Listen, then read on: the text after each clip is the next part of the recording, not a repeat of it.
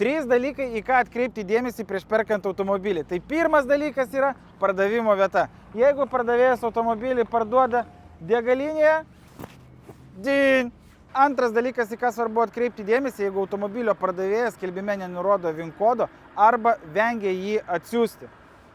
Šitą mašiną gamykliškai neturi kėbulo numerio. Ką aš tu atsiųsiu? O aš pažiūrėsiu, ką jos VIN kodas parodo. Trečias dalykas, pats svarbiausias, jeigu automobilio pardavėjas siūlo rašyti klaidingą automobilio pardavimo kainą. Duodi čiriką kešų, pitaką rašom ant papaškas, ateity tik tai ačiū, pasakysi, mažiau mokesčių reikės mokėti. Įminėjime antros tokios nerasti. Viso, čiau.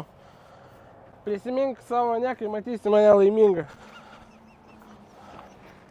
O šio automobilio VIN kodas man parodė, kaip jisai praeityje buvo daužtas. Kokios oro pagalvės išsišaudžiusios, kokios detalės buvo apgadintos, tai man padės geriau apsižiūrėti automobilį. Tad jeigu jūs planuojate pirktis automobilį, būtinai pasinaudokite nuolaidos kodu UBR20 ir gaukite savo ataskaitai 20% nuolaidą.